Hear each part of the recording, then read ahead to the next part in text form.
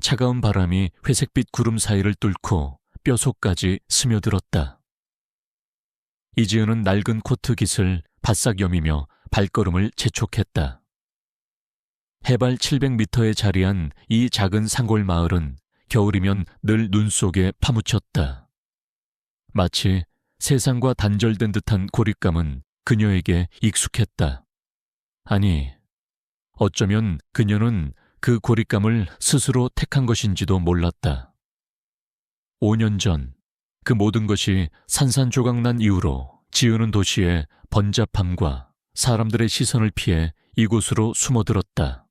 그녀의 25해는 마치 얼어붙은 호수처럼 정지해 있었다. 마을 외곽, 인적이 드문 오솔길을 따라 걸었다. 지은의 유일한 일상은 마을 도서관에서 책을 정리하고 남는 시간에는 그 책들 속에 파묻히는 것이었다. 오늘은 도서관이 문을 닫는 날이라 그녀는 그저 목적 없이 걷고 있었다. 굵은 눈발이 앞을 가렸지만 그녀는 개의치 않았다.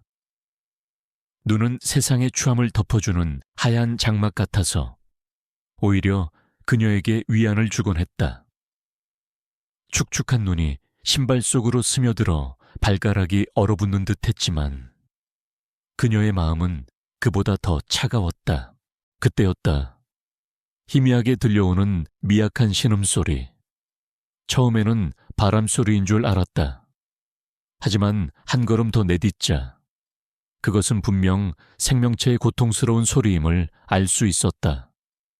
지은의 심장이 불규칙하게 뛰기 시작했다.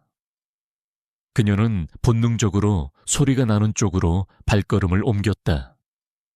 길섭 쌓인 눈더미 속에 무언가가 웅크리고 있었다. 가까이 다가가자 형체가 또렷해졌다. 작은 강아지였다. 하얀 눈밭 위. 갈색 털이 눈으로 뒤덮여 색을 잃어가고 있었다. 몸은 미세하게 떨리고 있었고 희미하게 뜨인 눈동자는 삶의 마지막 불꽃처럼 위태롭게 흔들렸다. 지은의 손이 자신도 모르게 떨렸다. 이 작은 생명은 추위와 굶주림 속에서 서서히 죽어가고 있었다. 주변에는 아무도 없었다. 이대로 두면 분명히 죽을 터였다. 잠시 망설였다. 낯선 강아지. 게다가 자신이 할 수 있는 것이 있을까? 그녀는 오랫동안 타인의 삶에 관여하지 않았다. 자신의 삶조차 제대로 건사하지 못하는 주제에 다른 생명을 책임질 엄두를 내지 못했다. 하지만 강아지의 눈을 본 순간 그녀의 마음속 깊은 곳에서 차가운 얼음막을 깨고 뜨거운 무언가가 치솟았다. 그 눈빛은 절규하고 있었다.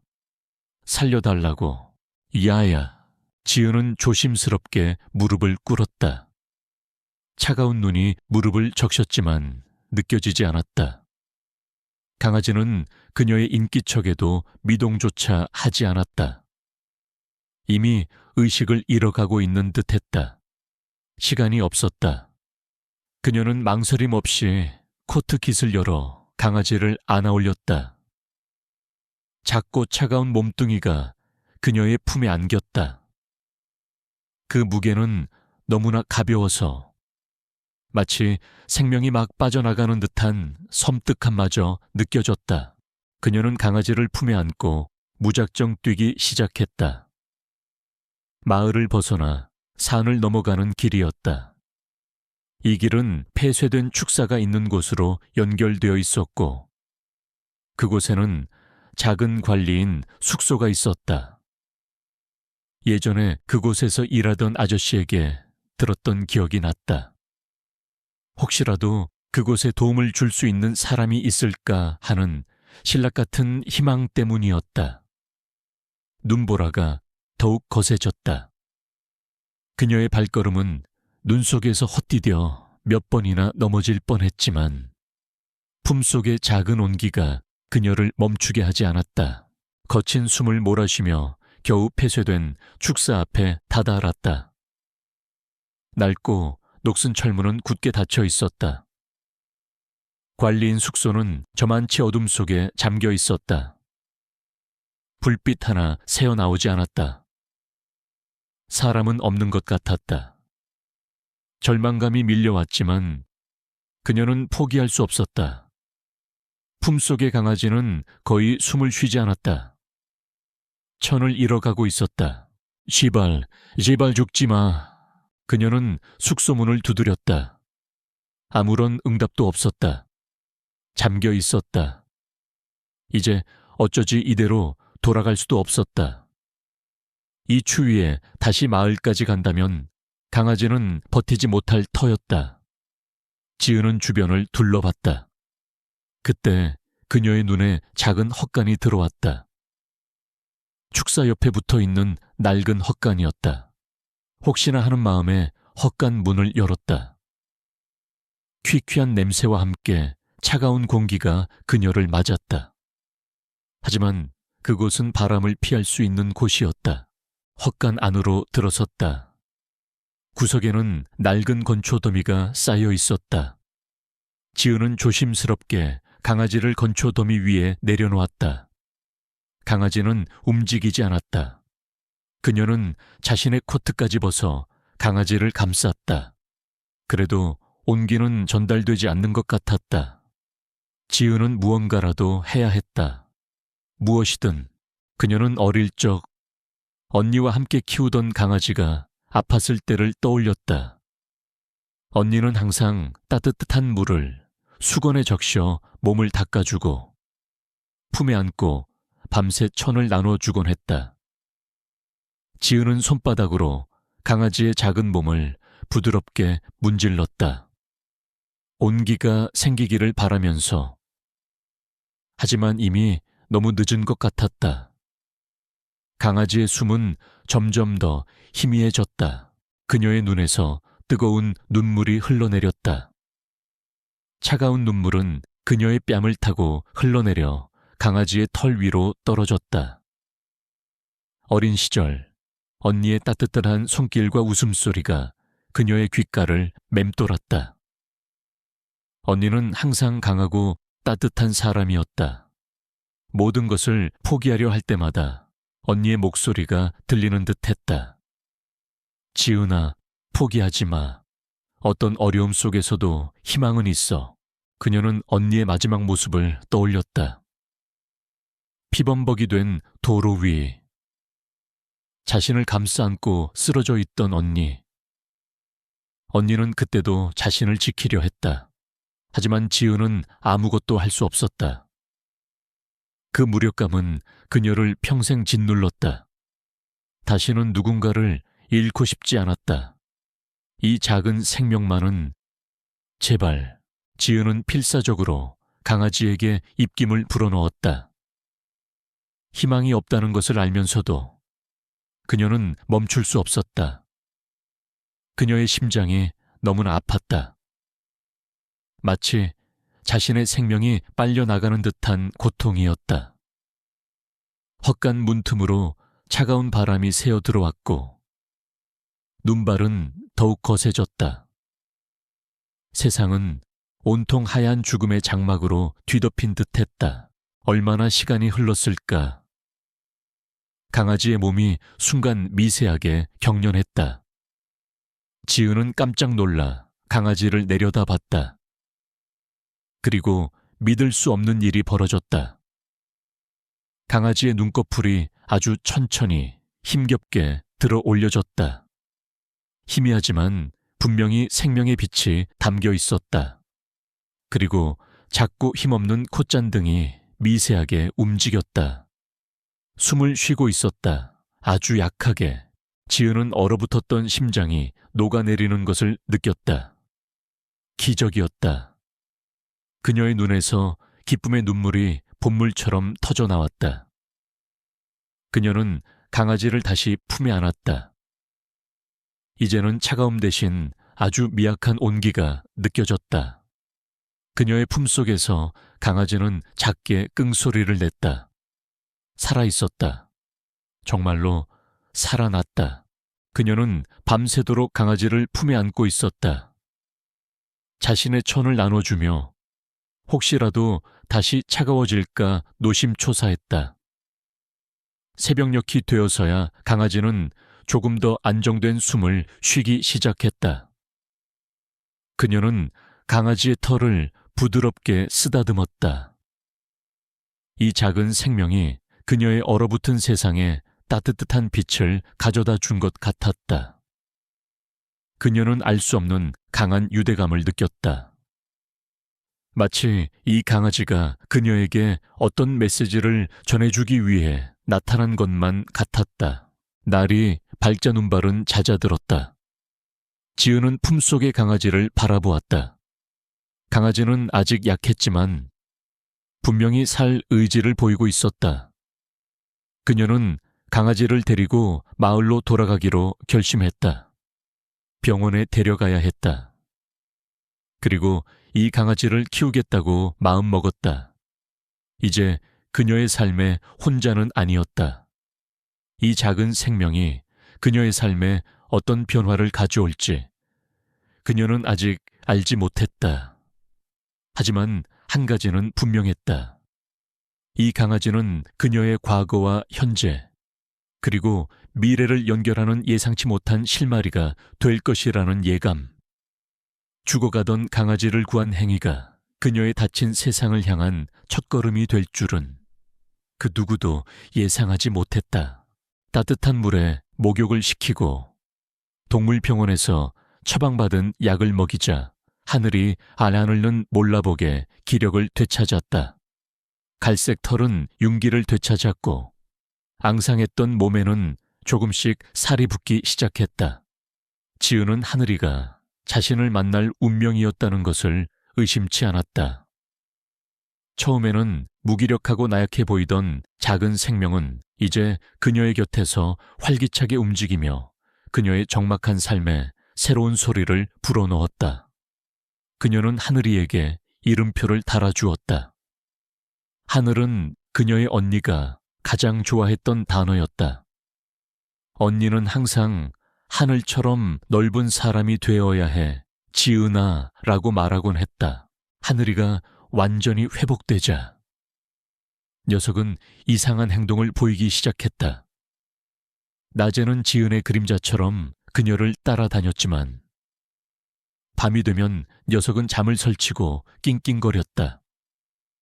특히 폭설이 내린 날 밤, 하늘이는 잠든 지은의 코트 자락을 물고 끌어당기며 현관문 쪽으로 향했다. 마치 밖으로 나가자고 조르는 듯했다. 지은은 처음에는 단순히 녀석이 밖에 나가고 싶어 하는 줄 알았다. 하지만 하늘이의 눈빛은 무언가를 간절히 바라는 듯했고 그녀는 녀석의 행동이 단순한 본능이 아님을 직감했다. 하늘아, 왜 그래? 어디 가고 싶어? 녀석은 지은의 질문에 알아듣기라도 한 듯 다시 현관문 쪽으로 고개를 돌렸다. 그녀는 불안감과 함께 묘한 호기심을 느꼈다. 녀석이 과연 어디로 가고 싶어 하는 걸까? 지은은 두꺼운 옷을 챙겨 입고 하늘이의 목줄을 채웠다. 한밤중의 눈길은 위험했지만 녀석의 간절한 눈빛을 외면할 수 없었다. 하늘이는 지은을 마을 외곽으로 이끌었다. 그녀가 녀석을 처음 발견했던 그 오솔길이었다. 눈은 여전히 두껍게 쌓여 있었고 가로등 불빛마저 희미한 길은 으스스한 분위기를 자아냈다. 하늘이는 냄새를 맡으며 눈밭을 헤치고 나아갔다. 녀석의 발걸음은 망설임이 없었다. 마치 목적지를 정확히 알고 있는 듯했다. 오솔길을 따라 한참을 걷자 폐쇄된 축사가 보였다. 그녀가 하늘이를 처음 데려왔던 그 헛간이었다. 하늘이는 헛간 앞에서 멈춰서서 코를 킁킁거렸다. 그리고는 헛간 문을 긁기 시작했다. 지은은 의아했다. 이곳에 무언가가 있을 리 없는데 그녀는 헛간 문을 열었다. 어둠 속에서 차가운 공기가 흘러나왔다. 하늘이는 헛간 안으로 성큼성큼 들어섰다. 녀석은 코를 박고 바닥을 탐색했다. 특히 지은이 녀석을 처음 내려놓았던 건초더미 근처에서 맴돌았다. 그리고는 그곳을 발로 파헤치기 시작했다. 지은은 녀석의 행동을 이해할 수 없었지만 왠지 모를 불안감이 그녀를 사로잡았다. 하늘아, 뭘 찾는 거야? 하늘이는 대답 대신 더 깊숙이 눈과 흙을 파헤쳤다. 마침내 녀석의 발톱에 무언가 딱딱한 것이 걸렸다. 녀석은 그것을 입에 물고 지은에게 다가왔다. 어둠 속에서도 희미하게 빛나는 작은 금속 조각이었다. 지은은 손전등을 비췄다. 그것은 낡고 녹슨 강아지 목걸이였다. 꽤 오래된 듯 보였다. 목걸이에는 닳고 닳아 형체를 알아보기 힘든 글자가 새겨져 있었다. 지은은 손가락으로 글자를 더듬었다. 희미하게 루시, 루시 라는 이름과 함께 알 수 없는 이상한 문양이 보였다. 그 순간 지은의 머릿속을 강렬한 섬광이 스쳐 지나갔다. 마치 잊고 있던 기억의 파편이 순식간에 떠오른 듯했다. 쨍한 햇살 아래 비명을 지르는 사람들, 그리고 찢어지는 듯한 쇠붙이 소리. 붉은색이 시야를 가득 채웠고 누군가 그녀를 감싸 안았다. 그것은 언니의 얼굴이었다. 그리고 언니의 품에 안겨있던 작은 강아지의 모습. 그 강아지의 목에도 저런 목걸이가 채워져 있었다. 하지만 그 기억은 너무나 파편적이고 고통스러워서 그녀는 그것을 애써 외면하려 했다. 루시, 지은은 하늘이의 목걸이를 살펴보았다. 루시라는 이름이 새겨진 이 목걸이는 하늘이의 것이 틀림없었다. 하늘이가 이 목걸이를 찾기 위해 여기까지 온 것일까? 아니면 이 목걸이가 하늘이의 진짜 이름일까? 그녀는 혼란스러웠다. 그리고 그 순간 하늘이가 녀석의 진짜 이름이 아니라는 직감이 들었다. 이튿날 아침, 지은은 목걸이를 들고 마을의 동물병원을 다시 찾았다. 원장님은 목걸이를 유심히 살펴보더니 고개를 갸웃거렸다. 이 목걸이, 제가 본 적이 없는 문양이네요. 보통 반려견 등록번호나 주인의 연락처가 새겨져 있는데 이건 그저 이름이랑 이상한 문양뿐이군요. 오래되기도 했고 원장님의 말에 지은은 실망했다. 하지만 그녀는 포기할 수 없었다. 이 목걸이는 분명 하늘이의 과거와 연결되어 있었다. 그녀는 목걸이에 새겨진 루시라는 이름과 알 수 없는 문양을 인터넷에 검색해보기 시작했다. 수많은 정보들이 쏟아져 나왔지만 일치하는 것은 없었다. 그러다 우연히 그녀의 눈에 띈 게시물 하나. 실종된 반려견을 찾는 전단지였다. 강아지의 품종과 외모는 하늘이와 매우 흡사했다. 하지만 실종된 곳은 수백 킬로미터 떨어진 대도시였다. 그리고 실종 날짜는 5년 전. 언니가 사고를 당했던 그 날짜와 일치했다. 그녀의 심장이 격렬하게 요동쳤다. 우연일까 아니면 운명적인 연결고리일까?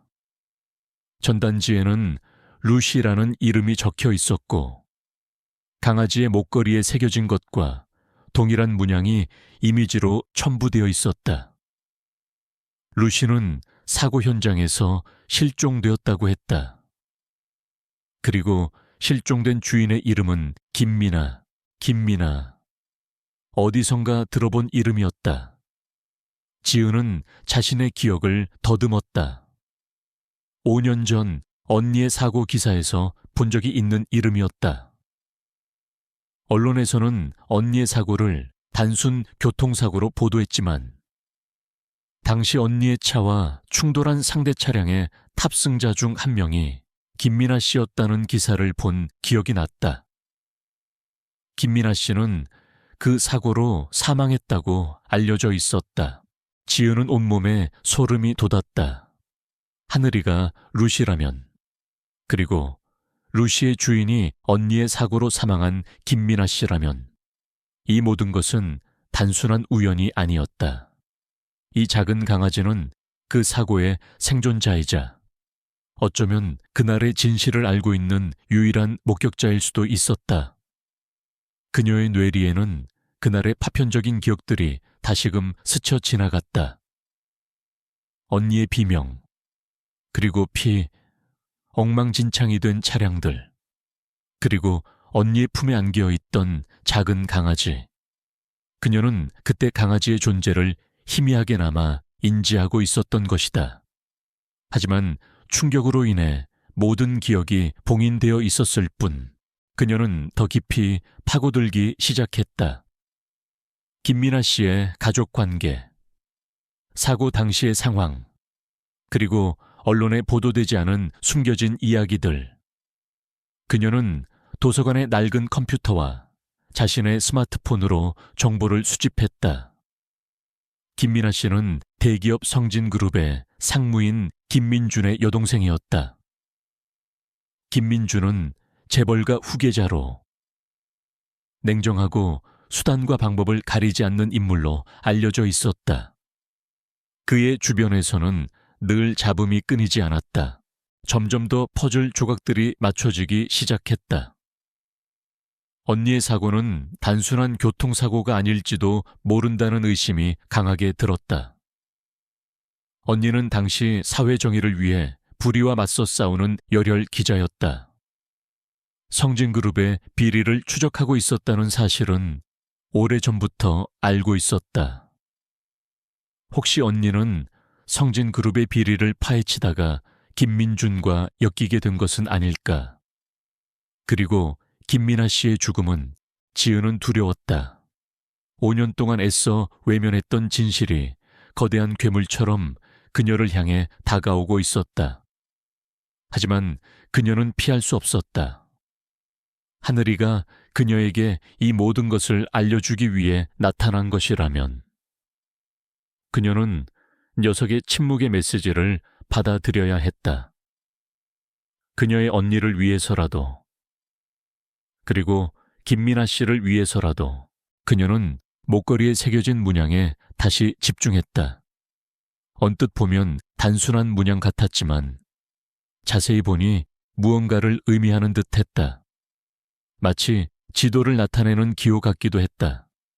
지은은 문양을 그림으로 그려 종이에 옮겼다. 그리고 문양의 선들을 따라가다 보니 그것이 어느 특정 지역의 지형과 비슷하다는 것을 깨달았다. 우연일까? 아니면 이것 또한 단서일까? 그녀는 그 문양이 가리키는 지점을 구글 지도로 검색해 보았다. 놀랍게도 그곳은 언니가 사고를 당했던 그 사고 현장에서 그리 멀지 않은 곳이었다. 폐쇄된 광산 지역. 지은은 5년 전 언니의 죽음에 대한 숨겨진 진실을 밝히기로 결심했다. 그리고 하늘이, 루시는 그 진실을 향한 그녀의 가장 중요한 안내자가 될 것이었다. 그녀의 마음속에는 두려움과 함께 알 수 없는 강한 결의가 싹트기 시작했다. 얼어붙었던 그녀의 세상에 거친 폭풍이 몰아칠 것임을 예감했지만 더 이상 도망치지 않을 것이었다. 하늘이의 목걸이에서 찾은 단서들은 지은의 삶을 송두리째 흔들었다. 그녀는 더 이상 평온한 마을 도서관 사서가 아니었다. 5년 전 언니의 죽음 뒤에 숨겨진 진실을 파헤쳐야 한다는 강박적인 충동이 그녀를 지배했다. 루시라는 이름과 알 수 없는 문양이 새겨진 낡은 목걸이, 그리고 그 목걸이가 가리키는 폐쇄된 광산 지역. 모든 것이 퍼즐처럼 맞춰지고 있었다. 지은은 하늘이가 단순한 우연이 아닌 언니가 보내준 선물이라고 확신했다. 그녀의 유일한 안내자이자 진실을 향한 길을 밝혀줄 빛. 김민아가 성진그룹의 김민준 상무의 여동생이라는 사실은 지은에게 큰 충격을 주었다. 성진그룹은 언니가 생전에 파헤치려 했던 거대한 비리의 온상이었다. 언니는 정의감이 강한 기자였고 약자들의 목소리를 대변하기 위해 늘 불의와 맞섰다. 그랬던 언니가 단순한 교통사고로 죽었다는 사실을 지은은 단 한 번도 온전히 받아들인 적이 없었다. 하지만 그녀는 너무 어렸고 충격에 휩싸여 진실을 파고들 용기가 없었다. 이제 하늘이가 그녀에게 그 용기를 주고 있었다. 지은은 먼저 김민아의 죽음에 대한 자세한 정보를 찾기 시작했다. 당시 언론 보도는 김민아 또한 언니의 사고와 같은 교통사고로 사망했다고 짧게 언급되어 있었다. 하지만 왠지 모르게 석연치 않은 부분이 많았다. 대기업 상무의 여동생이 사망했는데 기사는 너무나 간략했고 더 이상의 후속 보도는 찾아볼 수 없었다. 마치 누군가 의도적으로 정보를 통제하는 듯한 느낌을 지울 수 없었다. 그녀는 도시로 나가기로 결심했다. 이 작은 마을에서는 더 이상 얻을 수 있는 정보가 없었다. 며칠 후 지은은 하늘이를 품에 안고 버스에 올랐다. 도시의 빌딩 숲은 그녀에게 낯설고 위협적이었다. 5년 만에 찾은 도시는 너무나 빠르게 변해 있었고 그녀는 그 속에서 길을 잃은 듯한 기분이 들었다. 하지만 하늘이가 그녀의 품에서 편안하게 잠들어 있는 것을 보자 그녀는 용기를 얻었다. 김민아 씨의 사망 기사를 다시 읽고 그녀의 장례식이 치러졌다는 장례식장을 찾아갔다. 하지만 그곳에서 얻을 수 있는 정보는 거의 없었다. 모든 것이 깔끔하게 정리되어 있었고 어떤 의심의 여지도 남기지 않은 듯했다. 그녀는 낙담했지만 하늘이는 그녀의 품에서 작게 낑낑거리며 그녀의 손을 핥았다. 마치 포기하지 말라고 응원하는 듯했다. 지은은 문득 사고 현장에 대한 기억을 떠올렸다. 언니의 차와 부딪힌 상대 차량은 고급 외제차였다. 그리고 언니의 사고 기사에는 상대 차량의 운전자가 경미한 부상만 입었다고 나와 있었다. 운전자는 누구였을까? 김민아 씨가 직접 운전한 것이 아니었을까? 하지만 기사에는 김민아 씨가 동승자였다고 언급되어 있었다. 운전자는 누구이며 왜 이름이 거론되지 않았을까? 그녀는 사고 현장으로 향했다. 폐쇄된 광산 지역 근처 인적 드문 도로였다. 5년 전에 처참했던 사고 현장은 이제 깨끗하게 정리되어 있었고 길가의 나무들은 다시 푸르게 잎을 피우고 있었다. 하지만 지은의 눈에는 그날의 끔찍한 잔상들이 선명하게 보이는 듯했다. 언니의 피, 부서진 차체, 그리고 희미한 강아지의 낑낑거림. 하늘이는 지은의 품에서 벗어나자마자 냄새를 맡기 시작했다. 녀석은 처음 그녀를 발견했던 날처럼 주변을 맴돌았다. 그리고는 비탈진 길을 따라 아래로 내려갔다. 지은은 불안했지만 하늘이를 따라 내려갔다. 비탈 아래는 작은 숲으로 이어져 있었고 그곳에는 낡은 간이 창고가 있었다. 5년 전 사고 당시 폐허가 된 창고라고 보도되었던 곳이었다. 하늘이는 창고 주변을 맴돌며 킁킁거렸다. 그리고 창고 뒤편 잡초가 무성하게 자란 곳을 파헤치기 시작했다. 지은은 녀석의 행동이 이상하다고 생각했지만 방해하지 않았다. 하늘이는 흙과 나무잎을 파내고 마침내 무언가를 발견했다. 낡은 가죽 지갑이었다. 지은은 조심스럽게 지갑을 집어들었다. 흙먼지를 털어내자 지갑 안에서 오래된 신분증과 명함 몇 장이 나왔다. 신분증의 사진 속 인물은 지은의 언니였다. 그리고 명함은 언니가 기자로 일하던 언론사 명함이었다. 지은은 언니의 지갑이 이곳에 왜 묻혀 있었는지 이해할 수 없었다. 언니의 유품은 이미 경찰에 의해 모두 회수되어 가족에게 인계되었다. 언니의 지갑은 분명 그때 함께 돌아왔었다. 그럼 이 지갑은 그때 지은의 뒤에서 날카로운 목소리가 들려왔다. 거기 뭐 하는 거지? 지은은 깜짝 놀라 뒤를 돌아보았다. 한 남자가 그녀를 노려보고 있었다. 검은색 고급 세단에서 내린 그는 위압적인 인상에 날카로운 눈매를 가지고 있었다. 그의 얼굴은 어디선가 본 듯했다. 지은은 직감적으로 그가 누구인지 알아차렸다. 김민준, 성진그룹의 상무이자 김민아의 오빠, 누구시죠? 이곳은 사유지입니다. 김민준은 차갑게 말했다. 그의 목소리에는 경계심과 함께 미묘한 분노가 담겨 있었다. 지은은 언니의 지갑을 숨기듯 품에 안았다.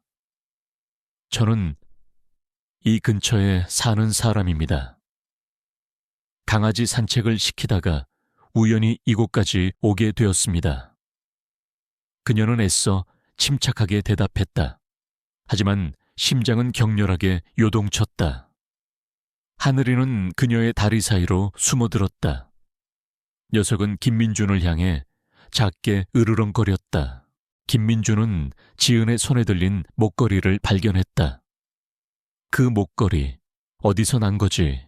그의 목소리가 더욱 날카로워졌다. 지은은 목걸이를 재빨리 주머니에 넣었다. 주워서 낡고 오래된 것이라 그냥 주웠을 뿐입니다. 김민준은 지은을 위아래로 훑어보았다. 그의 눈빛은 꿰뚫어 보는 듯 차가웠다. 그래, 준 물건은 함부로 만지는 게 아니지.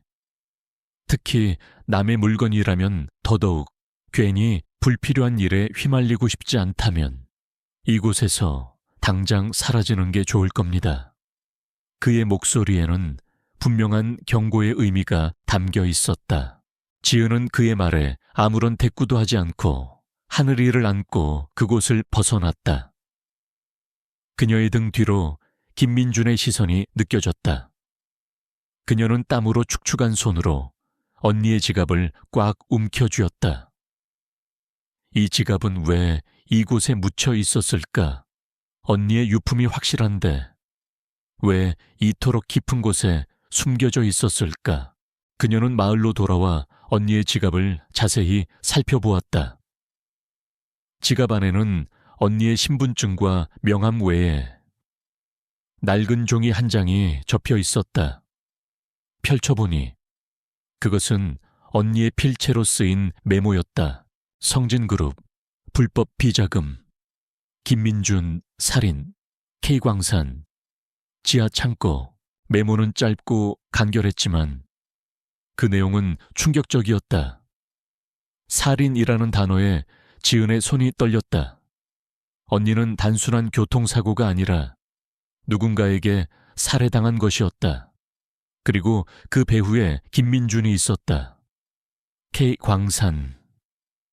그녀가 방금 전 김민준과 마주쳤던 그 폐쇄된 광산 지역을 말하는 것이 분명했다. 지하 창고. 혹시 그녀가 하늘이와 함께 찾아갔던 그 낡은 간이 창고를 말하는 것일까? 지은은 머리가 복잡해졌다. 언니의 지갑이 이곳에 묻혀 있었다는 것은 언니가 사고 직전 이곳에 왔었고 어떤 중요한 증거를 이곳에 숨기려 했다는 의미일까? 그리고 김민준이 왜 이곳에 나타난 것일까? 우연일 리 없었다. 그는 분명 언니가 숨긴 무언가를 찾으러 온 것이거나 아니면 그 흔적을 지우러 온 것이었다. 그날 밤 지은은 한숨도 자지 못했다. 그녀는 언니의 메모와 하늘이의 목걸이 그리고 언니의 사고 관련 기사들을 다시 살펴보고 김민준과 성진그룹에 대한 정보를 더 깊이 파고들었다. 그녀는 김민준이 자신의 여동생인 김민아의 죽음과도 관련이 있을 것이라는 강한 직감을 느꼈다. 어쩌면 김민아도 언니와 마찬가지로 김민준의 비리를 알게 되었고, 그 때문에 제거된 것일 수도 있었다. 그녀의 눈은 결의의 찬 빛을 띄었다.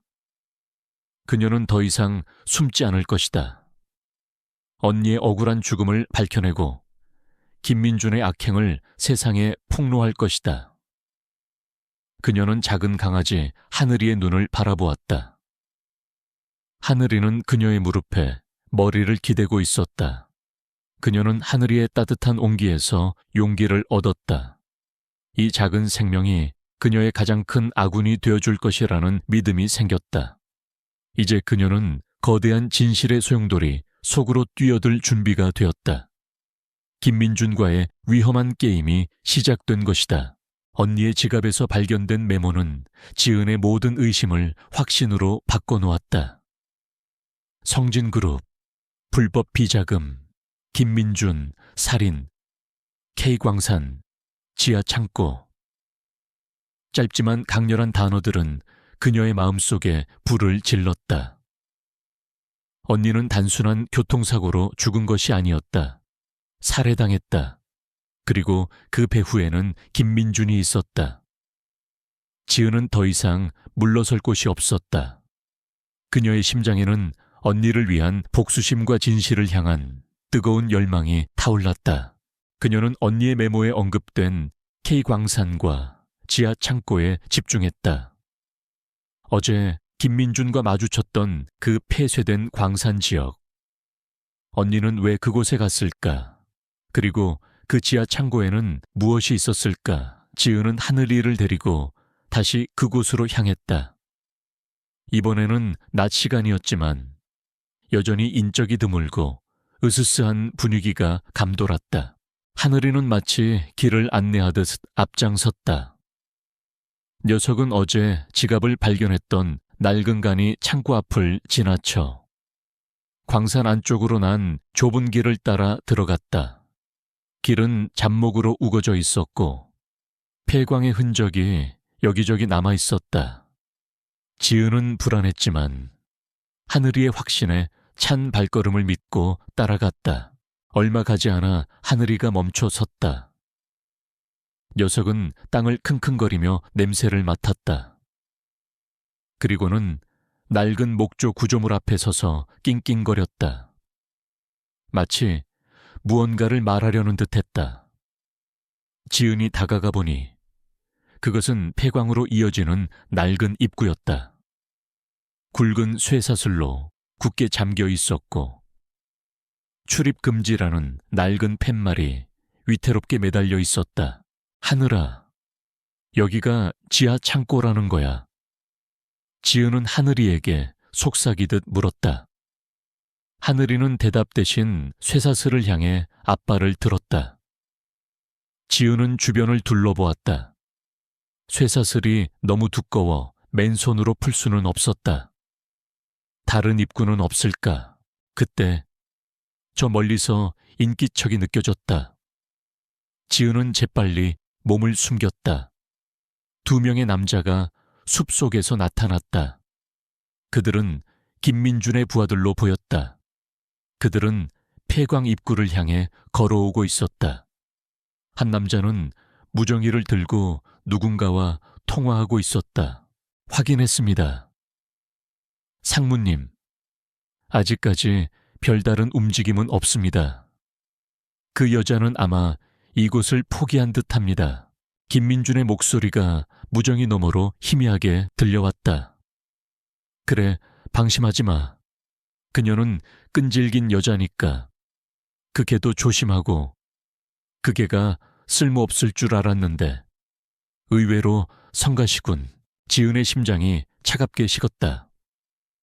김민준은 그녀가 하늘이와 함께 이곳을 찾아온 것을 알고 있었다. 그리고 하늘이의 존재도 알고 있었다. 그 개가 쓸모없을 줄 알았는데 의외로 성가시군. 이 말은 무엇을 의미하는 것일까? 하늘이는 단순한 우연이 아니었다. 김민주는 하늘이의 존재를 알고 있었고, 녀석이 어떤 중요한 사실과 관련되어 있다는 것을 눈치채고 있는 듯했다. 부하들은 폐광 입구를 확인하고 다시 숲속으로 사라졌다. 지은은 그들이 완전히 시야에서 사라질 때까지 기다렸다가 천천히 몸을 일으켰다. 그녀는 김민준이 왜 이곳을 감시하는지, 그리고 왜 언니가 이곳에 숨겨두었던 지갑을 찾지 못했는지 의아했다. 어쩌면 언니가 지갑을 숨긴 곳은 폐광 입구가 아니라 다른 곳일지도 모른다는 생각이 들었다. 그녀는 언니의 메모에 적힌 지하 창고라는 단어에 다시 집중했다. 창고라는 표현은 폐광 자체보다는 어떤 특정한 공간을 의미하는 것일 수도 있었다. 그녀는 하늘이와 함께 다시간이 창고로 돌아왔다. 어제 언니의 지갑이 발견된 그 창고였다. 다시 살펴보니 창고 벽면 한쪽에 낡은 나무 판자들이 덧대어져 있었다. 이상하게도 다른 벽면과는 달리 새로운 못자국이 나 있었다. 지은은 직감적으로 그곳을 두드려 보았다. 둔탁한 소리가 났다. 텅 빈 소리가 아니었다. 그녀는 주변에 있던 쇠지렛대를 집어들고 나무 판자들을 뜯어냈다. 퀴퀴한 흙먼지가 피어올랐고 그 뒤에는 어둠 속으로 이어지는 좁은 통로가 나타났다. 통로 안에서는 서늘한 바람이 불어왔다. 그리고 습하고 곰팡이 냄새가 났다. 하늘아, 여기가 맞는 것 같아. 지은은 휴대폰 손전등을 켜고 통로 안으로 들어섰다. 좁고 구불구불한 통로는 어둠 속으로 끝없이 이어졌다. 벽면은 흙으로 되어 있었고 천장에서는 물방울이 뚝뚝 떨어졌다. 발 아래는 진흙탕이었다. 꽤 긴 통로를 지나자 통로는 넓은 공간으로 이어졌다. 정말로 지하 창고였다. 창고 안은 먼지로 뒤덮여 있었지만 그 규모는 예상보다 컸다. 폐기된 광산 장비들과 낡은 상자들이 어지럽게 널려 있었다. 지은은 휴대폰 불빛을 비추며 주변을 살폈다. 그때 하늘이가 킁킁거리며 낡은 철제 캐비닛 앞으로 다가갔다. 녀석은 캐비닛 문을 앞발로 긁었다. 지은은 캐비닛 문을 열었다. 퀴퀴한 냄새와 함께 캐비닛 안에서 낡은 서류철 몇 개가 쏟아져 나왔다. 먼지를 털어내고 서류철을 열었다. 서류철 안에는 수많은 문서들이 담겨 있었다. 그리고 그녀의 눈에 들어온 것은 성진그룹의 로고가 찍힌 문서들이었다. 문서들은 성진그룹의 불법 비자금 조성과 관련된 내용들이었다. 위조된 장부, 불법 로비 명단, 그리고 정치인들과의 은밀한 거래 내역. 지은의 손이 떨렸다. 언니가 목숨을 걸고 찾아 헤매던 증거들이 이곳에 있었다. 이것은 언니의 피와 맞바꾼 진실이었다. 더 깊이 파고들자 그녀는 충격적인 문서를 발견했다. 그것은 김민준의 지시로 김민아가 관련된 프로젝트 X라는 이름의 문건이었다. 내용은 김민아가 성진그룹의 핵심 비리를 알고 있었고 이를 외부에 폭로하려 했다는 것이었다. 그리고 그 문서의 마지막에는 김민아의 서명이 담긴 진술서가 첨부되어 있었다. 진술서에는 김민아가 자신의 오빠인 김민준이 저지른 불법 비자금 조성과 살인에 대해 증언하려 했다는 내용이 담겨 있었다. 살인, 언니의 메모와 일치하는 단어였다. 그렇다면 김민아는 자의로 사고를 당한 것이 아니라 언니처럼 김민준에게 살해당한 것이 분명했다. 그리고 그 사고는 언니의 사고와 연관되어 있었다. 언니는 아마 김미나를 돕기 위해 움직였던 것일까? 아니면 김미나가 언니에게 도움을 청한 것일까? 갑자기 창고 입구에서 발소리가 들려왔다. 지은은 깜짝 놀라 서류철을 품에 안고 몸을 숨겼다. 어둠 속에서 김민준의 목소리가 들려왔다. 이곳에 들어간 건가 그녀의 흔적이 보였다고 보고받았는데. 네, 상무님. 분명히 발자국이 있었습니다. 꽤 깊이 들어간 것 같습니다. 부하의 목소리였다. 김민준은 차가운 목소리로 지시했다. 여기저기 샅샅이 뒤져. 그리고 그 여자를 찾으면 바로 보고해. 혹시라도 그녀가 뭘 찾았는지 확인하고, 특히 지하 창고에 있는 그것이 무사한지 확인해. 지은은 숨을 죽였다. 그것. 김민준이 찾고 있는 그것은 분명 자신이 찾은 이 서류철을 말하는 것이었다. 그녀는 이 증거들을 가지고 이곳을 빠져나가야 했다. 그녀는 하늘이를 품에 안았다. 하늘이는 그녀의 품속에서 조용히 숨을 죽이고 있었다. 녀석은 분명 상황을 이해하고 있는 듯했다. 부하들이 창고 안으로 들어와 서류들을 뒤지기 시작했다. 지은은 캐비닛 뒤편에 좁은 공간에 몸을 숨겼다. 먼지와 거미줄이 그녀의 옷에 엉겨붙었지만 그녀는 개의치 않았다. 그녀의 심장은 천둥처럼 울렸다. 발각되면 끝이었다. 모든 것이 수포로 돌아갈 터였다. 그때 하늘이가 조용히 그녀의 품에서 벗어났다. 지은은 놀랐지만 하늘이는 조심스럽게 어둠 속으로 기어갔다. 녀석은 부하들의 발소리가 멀어지는 쪽으로 움직였다. 그리고 낡은 광산 장비들 사이를 교묘하게 빠져나가 작게 낑낑거렸다. 저기 뭐가 있는 것 같은데요. 상무님, 부하 중 한 명이 말했다. 하늘이는 그들이 있는 곳으로 유인하는 듯 했다. 지은은 하늘이의 의도를 알아차렸다. 녀석은 자신을 희생해서라도 그녀에게 탈출할 시간을 벌어주려 하는 것이었다. 그녀의 눈에 눈물이 고였다. 하늘아. 하지만 그녀는 소리낼 수 없었다. 하늘이의 희생이 헛되지 않도록. 그녀는 이 증거들을 반드시 세상에 알려야 했다. 부하들이 하늘이가 있는 쪽으로 움직였다. 지은은 그 틈을 타 재빨리 지하 창고를 빠져나왔다. 좁은 통로를 지나 낡은 간이 창고로 나온 그녀는 뒤도 돌아보지 않고 숲속으로 뛰어들어갔다. 그녀의 등 뒤에서 김민준의 날카로운 목소리가 들려왔다. 놓치지 마. 그 여자와 개를 잡아. 지은은 필사적으로 달렸다. 서류철을 품에 안고 눈물이 앞을 가렸다. 하늘이가 무사하기를 바라면서, 녀석이 희생한 것이 아니기를 바라면서. 그녀의 손에는 언니의 지갑과 이제는 언니와 김미나의 죽음에 대한 진실이 담긴 성진그룹의 비리 문서들이 들려 있었다. 이제 그녀는 혼자가 아니었다. 언니와 김미나, 그리고 하늘이, 이 모든 이들의 희생을 헛되이 할 수 없었다. 그녀는 김민준에게 복수하고 이 모든 진실을 세상에 폭로하리라 다짐했다. 하늘이의 희생으로 지하 창고를 빠져나온 지은은 필사적으로 달렸다.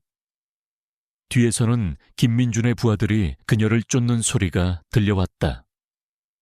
눈물과 땀으로 뒤범벅된 얼굴로 그녀는 숲을 헤치고 나아갔다. 언니의 지갑, 그리고 성진그룹의 비리 문서가 담긴 서류철이 그녀의 품에 꼭 안겨 있었다. 이것은 단순한 종이 뭉치가 아니었다. 언니와 김미나의 억울한 죽음에 대한 증거이자 진실을 밝혀낼 유일한 열쇠였다. 하늘이의 희생이 헛되지 않도록 그녀는 반드시 살아남아야 했다. 숲을 빠져나오자 낡은 도로가 나타났다. 지은은 정신없이 도로를 따라 달렸다. 그때 멀리서 헤드라이트 불빛이 보였다. 트럭 한 대가 다가오고 있었다. 그녀는 망설임 없이 도로 한가운데로 뛰어들었다. 트럭은 급정거했고 끽 하는 소리와 함께 바퀴가 미끄러졌다. 운전석에서 놀란 표정의 중년 남자가 고개를 내밀었다. 이봐요. 여기서 뭐 하는 겁니까? 죽으려고 환장했나? 지은은 거친 숨을 몰아쉬며 트럭 운전사를 올려다봤다. 살려주세요. 누군가 저를 쫓고 있어요. 트럭 운전사는 그녀의 창백한 얼굴과 절박한 눈빛을 보고는 망설이다가 그녀에게 손을 내밀었다.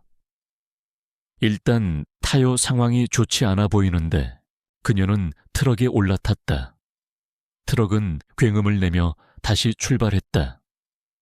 뒤따라오던 김민준의 부하들은 트럭의 불빛에 잠시 주춤하더니 이내 방향을 틀어 그녀를 쫓아왔다. 지은은 창밖을 보며 불안한 한숨을 내쉬었다. 트럭 운전사는 그녀의 손에 들린 서류철을 흘끗 보더니 고개를 갸웃거렸다. 무슨 일인지는 모르겠지만 일단 경찰서로 가야 하는 거 아닙니까? 지은은 고개를 저었다. 안 돼요. 경찰은 믿을 수 없어요. 이 모든 것이 성진그룹과 관련된 일이라서요. 운전사의 눈이 휘둥그레졌다. 성진그룹이라면 설마 김민준 상무 얘기입니까? 그는 지은의 얼굴을 유심히 살폈다.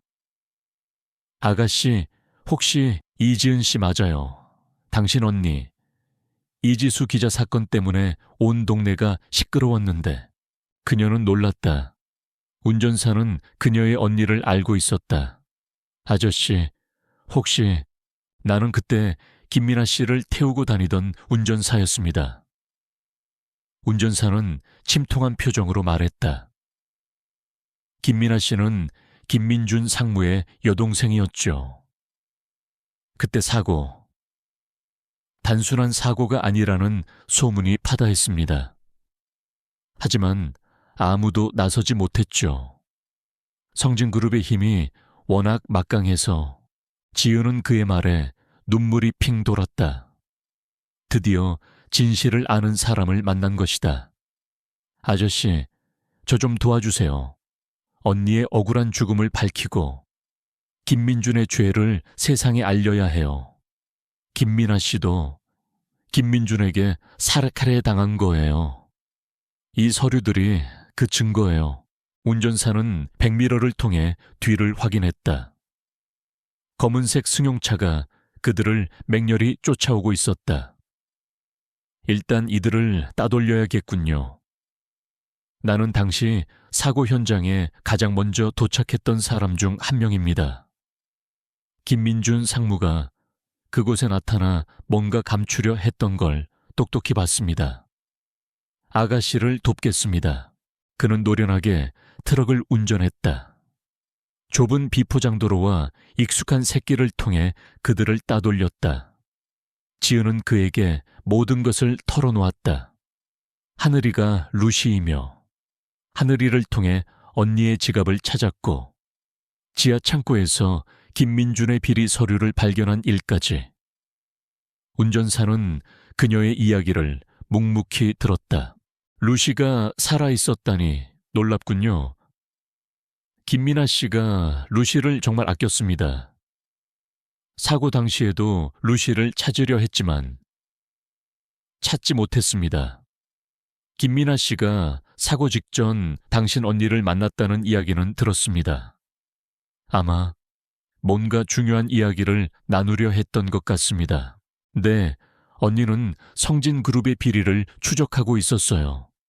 아마 김민아 씨도 오빠의 악행을 알게 되었고 양심의 가책을 느껴 언니에게 도움을 청하려 했던 것 같아요. 운전사는 한숨을 쉬었다. 김민준 상무는 정말 악독한 사람입니다. 권력을 이용해서 온갖 악행을 저질렀죠. 김민아 씨가 그를 고발하려 했다는 소문이 돌자 김민준이 그 사고를 조작했을 것이라는 이야기가 파다했습니다. 하지만 아무도 감히 증언하지 못했습니다. 다들 보복이 두려웠으니까요. 지은은 자신의 품에 안겨있는 서류철을 꽉 움켜쥐었다. 이제 이 서류가 그 진실을 밝혀줄 것이었다. 그녀는 운전색에 물었다. 아저씨, 어떻게 해야 할까요? 경찰에 넘겨도 믿을 수 없고 아는 변호사가 한 명 있습니다. 은퇴한 지 오래되었지만 정의감이 투철했던 분이죠. 당신 언니와도 친분이 있었습니다. 이 사건이라면 분명 나서줄 겁니다. 운전사는 그녀를 낡은 주택가로 데려갔다. 그곳에는 고풍스러운 한옥이 자리하고 있었다. 문을 열고 들어가자 백발의 노인이 그들을 맞았다. 그의 눈빛은 날카로웠지만 동시에 따뜻한 온기가 느껴졌다. 그는 전직 검사이자 변호사였던 박정우였다. 박 변호사는 지은의 이야기를 듣고 서류철을 꼼꼼히 살펴보았다. 그의 얼굴에는 분노와 함께 깊은 슬픔이 스쳐 지나갔다. 이지수 기자. 그녀는 정말 용감한 사람이었습니다. 그녀의 죽음에 석연치 않은 점이 많다고 생각했지만 그때는 나 역시 힘이 없었습니다. 이제 이 증거들이 있다면 김민준을 무너뜨릴 수 있을 겁니다. 박 변호사는 지은에게 몇 가지 질문을 했다. 특히 하늘이의 역할과 언니의 지갑이 발견된 경위에 대해 자세히 물었다. 지은은 하늘이가 루시이며 녀석이 단서들을 찾아냈다는 사실을 이야기했다. 박 변호사는 하늘이를 쓰다듬으며 놀라워했다. 이 작은 생명이 이렇게 큰 진실을 밝혀내는데 기여하다니. 정말 대단하군요. 좋습니다. 내가 이 사건을 맡겠습니다. 김민준에게 반드시 죗값을 치르게 할 것입니다. 박 변호사는 곧바로 언론사를 통해 김민준의 비리를 폭로할 준비를 시작했다. 그는 언론계에 영향력 있는 기자들과 접촉했고 검찰 내부의 양심적인 인사들에게도 연락을 취했다. 지은은 그 과정에서 자신의 언니가 얼마나 많은 사람들에게 존경받는 기자였는지 다시 한번 깨달았다. 그리고 언니의 희생이 헛되지 않았다는 것을 느꼈다. 그러나 김민준은 쉽게 물러서지 않았다. 그는 자신의 부하들을 이용해 지은과 박 변호사를 협박하고 미행했다. 지은은 잠시도 긴장을 늦출 수 없었다. 하늘이는 그녀의 곁에서 잠시도 떨어지지 않았다. 밤에는 그녀의 품에 안겨 잠들었고 낮에는 그녀의 그림자처럼 따라다녔다. 녀석은 그녀의 가장 든든한 보호자이자 정신적인 지지대였다. 어느 날 밤 지은은 박 변호사의 사무실에서 잠시 잠이 들었다. 그때 밖에서 수상한 인기척이 들렸다. 하늘이가 갑자기 으르렁거리며 짖기 시작했다. 지은은 잠에서 깨어 창밖을 내다봤다. 검은색 옷을 입은 남자들이 사무실 주변을 서성이고 있었다. 김민준의 부하들이었다. 하늘아, 조용히 해. 지은은 하늘이를 진정시켰다. 녀석은 더욱 격렬하게 짖었다. 남자들은 사무실 문을 부수고 안으로 들어오려 했다. 지은은 품에 안고 있던 서류철을 꽉 움켜쥐었다. 박 변호사가 방에서 나와 상황을 살폈다. 그의 얼굴에는 분노가 서렸다. 이런 비겁한 짓까지 하다니. 그때 하늘이가 맹렬하게 현관문 쪽으로 달려갔다. 녀석은 미친 듯이 짖으며 남자들을 향해 돌진했다. 남자들은 갑작스러운 하늘이의 공격에 당황했다. 하늘이는 녀석의 작은 몸으로 남자들의 다리를 물고 늘어졌다. 남자들은 하늘이를 떼어내려 발로 차고 소리를 질렀다. 하늘아, 안 돼. 지은은 절규했다. 녀석이 위험했다. 그녀는 망설임 없이 하늘이를 향해 달려갔다. 하지만 박 변호사가 그녀를 붙잡았다. 안 됩니다. 아가씨는 증거를 가지고 나가야 합니다. 내가 이들을 막겠습니다. 박 변호사는 몸을 던져 남자들을 막아섰다. 그 틈을 타 지은은 서류철을 들고 뒷문으로 빠져나갔다. 뒤에서는 하늘이의 격렬한 짖음 소리와 남자들의 고함 소리가 뒤섞여 들려왔다. 그녀는 차가운 밤 공기 속을 달렸다. 하늘이의 모습이 자꾸만 눈앞에 아른거렸다. 녀석이 무사해야 하는데 그녀는 눈물을 흘리며 달리고 또 달렸다. 언니의 복수를 위해, 김민아의 억울함을 풀기 위해, 그리고 하늘이를 위해 그녀는 더 이상 약한 소녀가 아니었다. 그녀의 마음속에는 강렬한 투지가 불타올랐다. 그녀는 마침내 모든 것을 밝혀낼 준비가 되었다. 박 변호사의 희생과 하늘이의 용감한 행동 덕분에 지은은 위기를 모면할 수 있었다. 그녀는 밤새도록 달렸다. 서류철을 품에 안은 채 그녀의 심장은 복수심과 함께 알 수 없는 슬픔으로 가득 찼다. 박 변호사와 하늘이의 모습이 자꾸만 눈앞에 아른거렸다. 이들의 희생이 헛되지 않도록 그녀는 반드시 살아남아 김민준의 죄를 만천에 드러내야 했다. 그녀는 날이 밝자마자 박 변호사가 알려준 언론사 기자의 연락처로 전화를 걸었다. 그녀의 목소리는 떨렸지만 그 어떤 때보다 단호했다. 저는 이지수 기자의 동생 이지은입니다. 언니의 죽음에 대한 진실과 성진그룹 김민준 상무의 비리를 밝힐 증거를 가지고 있습니다. 기자는 그녀의 말에 놀라움을 감추지 못했다. 이지수 기자는 언론계의 전설과도 같은 존재였고 그녀의 죽음은 여전히 많은 이들에게 미스터리로 남아있었다. 기자는 즉시 그녀와의 만남을 주선했다. 약속 장소는 외부인의 출입이 통제되는 언론사 건물 내부였다. 지은은 기자에게 지난 5년간의 모든 이야기를 털어놓았다. 언니의 지갑에서 발견된 메모, 하늘이의 역할, 지하 창고에서 발견된 성진그룹의 비리 문서, 그리고 김민아가 김민준에게 살해당했을 가능성까지. 기자는 그녀의 이야기를 묵묵히 들으며 때로는 충격에 휩싸인 표정을 짓기도 했다. 서류철을 건네받은 기자는 문서들을 꼼꼼히 검토했다. 김민준의 불법 비자금 조성, 정치인 로비 명단, 그리고 김민아의 진술서, 모든 것이 명확하고 구체적인 증거들이었다. 특히 김민아의 진술서는 김민준이 언니의 사고를 조작했고 김민아 자신마저 제거하려 했다는 충격적인 사실을 담고 있었다. 이건 특종을 넘어선 세기의 스캔들입니다. 성진그룹의 뿌리까지 뒤흔들 엄청난 파장일 겁니다. 하지만 이지은 씨, 이 기사가 나가는 순간 당신의 목숨도 위험해질 수 있습니다. 김민준은 상상 이상으로 잔인한 사람입니다. 기자는 걱정스러운 표정으로 말했다. 지은은 고개를 끄덕였다. 알고 있습니다. 하지만 더 이상 숨어 지낼 수는 없어요. 언니와 김민아 씨, 그리고 저를 위해 희생된 박 변호사님, 그리고 하늘이, 이 모든 이들의 희생이 헛되지 않도록 저는 반드시 김민준의 죄를 밝혀낼 것입니다. 기자는 그녀의 눈에서 타오르는 강렬한 의지를 보았다. 좋습니다.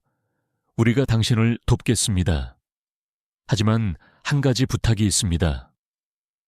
김민준을 완전히 무너뜨리려면 결정적인 순간에 당신이 직접 나서서 증언해야 합니다. 당신은 이 모든 사건의 핵심 증인이니까요. 지은은 망설임 없이 동의했다. 그녀는 이미 모든 것을 각오하고 있었다. 며칠 후 대한민국은 충격에 휩싸였다. 언론은 성진그룹 김민준 상무의 거대한 비리 및 살인 의혹이라는 제목으로 특종 기사를 쏟아냈다. 이지수 기자의 죽음이 단순한 교통사고가 아니라 계획된 살인이라는 사실. 그리고 김민아의 죽음 또한 김민준의 소행이라는 사실이 만천에 드러났다. 김민준의 이름은 모든 뉴스 채널에 헤드라인을 장식했고 성진그룹의 주가는 폭락하기 시작했다. 김민준은 발빠르게 움직였다. 그는 언론의 보도를 악의적인 루머라고 일축하며 지은을 정신 이상자로 몰아갔다. 그가 고용한 변호인단은 모든 증거를 조작된 것이라고 주장하며 언론을 상대로 소송을 제기했다. 여전히 그의 소나귀에는 막강한 권력이 남아 있었다. 하지만 대중의 시선은 싸늘했다. 이미 김민준의 악행에 대한 소문은 파다했고 언론이 제시한 증거들은 너무나 구체적이었다. 검찰은 더 이상 침묵할 수 없었다.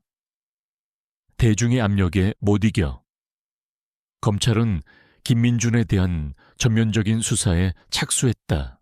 재판이 시작되었다. 지은은 증인으로 법정에 섰다.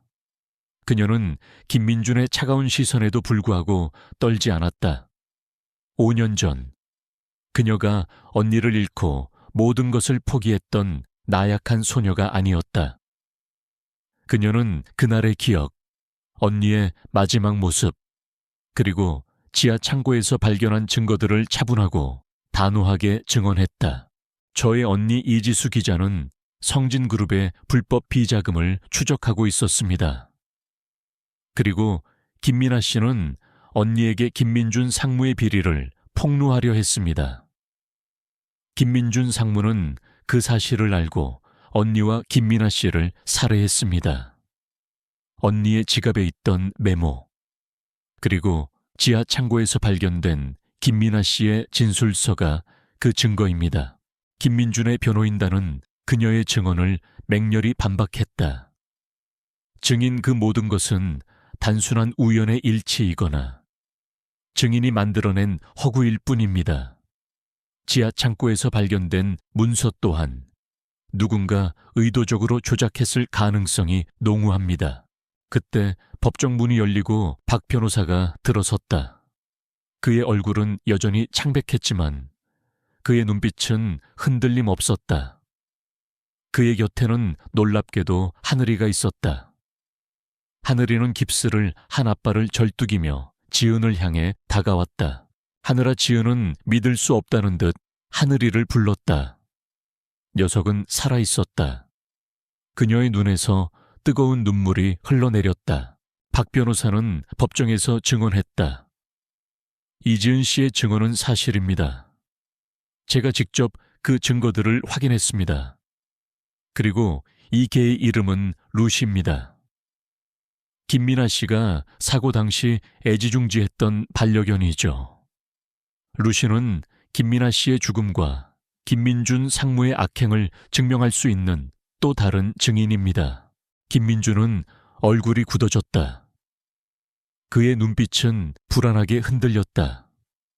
그는 하늘이의 존재를 완전히 잊고 있었거나 혹은 녀석이 죽었을 것이라고 생각했을 터였다.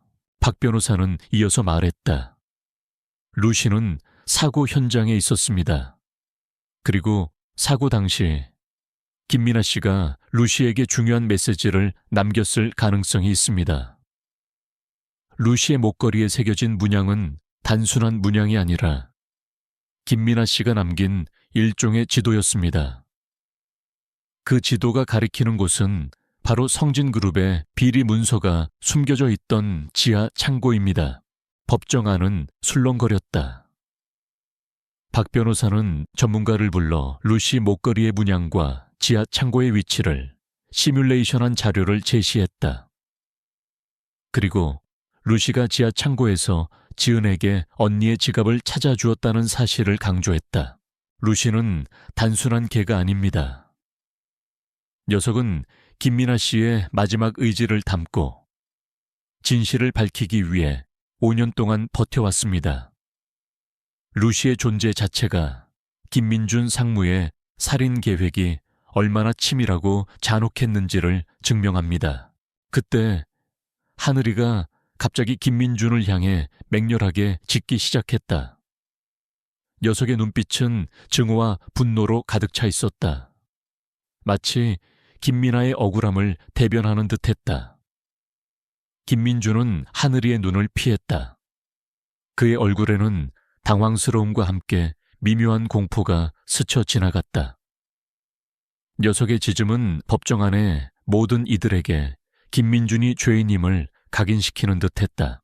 검사는 박 변호사의 증언과 루시의 행동을 결정적인 증거로 삼아 김민준을 맹렬히 추궁했다. 피고인 김민준 씨, 루시의 행동을 어떻게 설명하시겠습니까? 이 개는 당신을 향해 분명한 적대감을 드러내고 있습니다. 루시는 김민아 씨의 마지막을 함께한 유일한 목격자입니다. 김민준은 궁지에 몰렸다. 더 이상 변명할 여지가 없었다.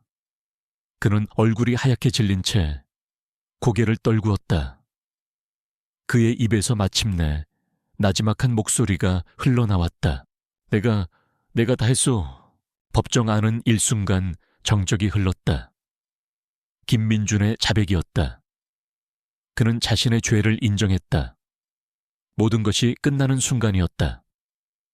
언니의 억울한 죽음, 김민아의 비극적인 희생, 그리고 박 변호사의 용기, 하늘이의 충성심. 이 모든 것들이 한데 어우러져 마침내 거대한 악의 그림자를 걷어냈다.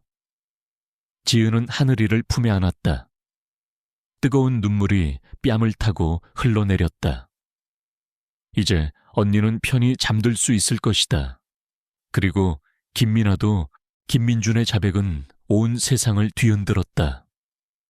성진그룹의 비리는 수면 위로 드러났고 김민준은 살인교사 및 비자금 조성 혐의로 구속되었다. 그의 재판은 빠르게 진행되었고 그는 법이 정한 최고형을 선고받았다. 성진그룹은 막대한 피해를 입었으며 그룹의 핵심 경영진들은 줄줄이 검찰 조사를 받았다. 언니의 죽음과 김민아의 희생이 헛되지 않았다는 것을 세상이 증명한 순간이었다. 지은은 법정을 나서며 깊은 숨을 내쉬었다. 지난 5년간 그녀를 짓눌렀던 무거운 짐이 이제야 비로소 벗겨진 기분이었다. 그녀의 곁에는 하늘이가 얌전히 앉아 있었다. 한쪽 앞발에 깁스를 한 채였지만 녀석의 눈빛은 그 어느 때보다 빛나고 있었다. 박 변호사는 그녀의 어깨를 토닥였다. 그의 얼굴에는 오랜 숙제를 마친 듯한 후련함이 감돌았다. 이제 모든 것이 제자리로 돌아왔습니다. 이지수 기자도 김민아 씨도 편히 잠들 수 있을 겁니다. 지은은 고개를 끄덕였다. 그녀의 눈에서는 뜨거운 눈물이 흘러내렸다. 그것은 슬픔의 눈물이 아니었다. 고통과 싸워 이겨낸 자의 눈물, 그리고 언니에 대한 미안함과 그리움이 뒤섞인 복합적인 감정의 눈물이었다. 그녀는 하늘이를 품에 안았다. 녀석의 따뜻한 온기가 그녀의 얼어붙었던 마음을 녹여주었다. 하늘이는 그녀의 품에서 작게 낑낑거리며 그녀의 뺨을 핥았다. 마치 이제 괜찮다고 위로하는 듯했다. 언론은 지은을 진실을 밝혀낸 용감한 소녀라고 칭송했다. 그녀는 더 이상 숨어 지낼 필요가 없었다. 그녀는 언론과의 인터뷰에서 언니가 꿈꾸던 정의로운 세상을 위해 자신이 할 수 있는 일을 하고 싶다고 말했다. 그리고 가장 중요한 것은 하늘이를 통해 언니와 김민아의 메시지를 세상에 전할 수 있었다는 것이었다. 박 변호사는 하늘이의 앞발이 부러진 것은 다행히 심각하지 않다고 말했다.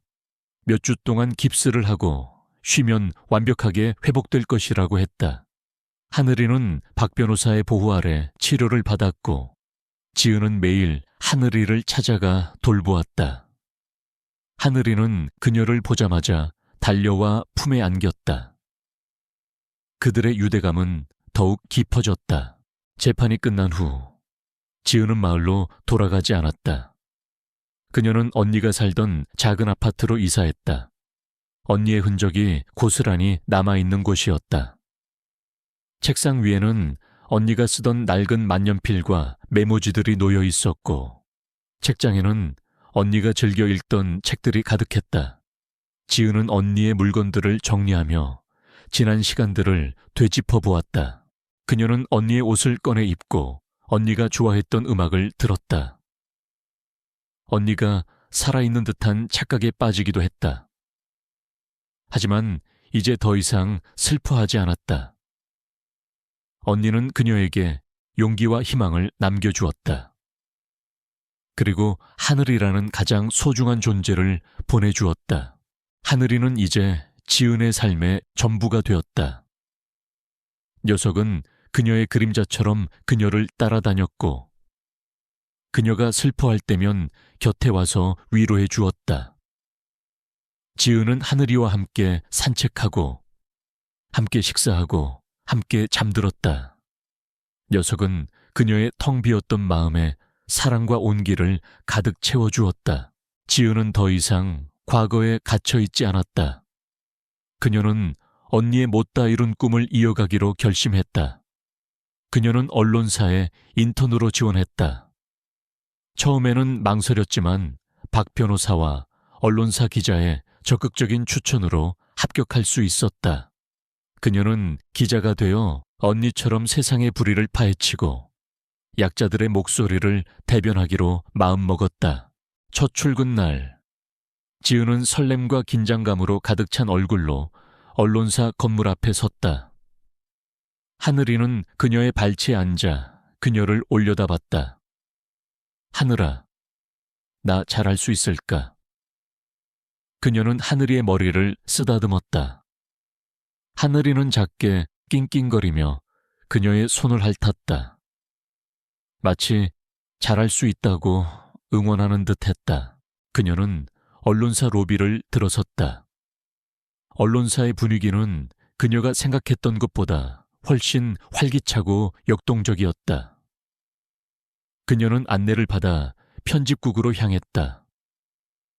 편집국 안에서는 기자들이 분주하게 움직이고 있었다. 지은은 자신의 자리를 찾아 앉았다. 그녀의 책상 위에는 언니가 쓰던 것과 똑같은 낡은 만년필이 놓여 있었다. 언니가 그녀에게 보내는 마지막 선물 같았다. 지은은 만년필을 집어들고 빈 공책에 글을 쓰기 시작했다. 첫 문장은 이것이었다.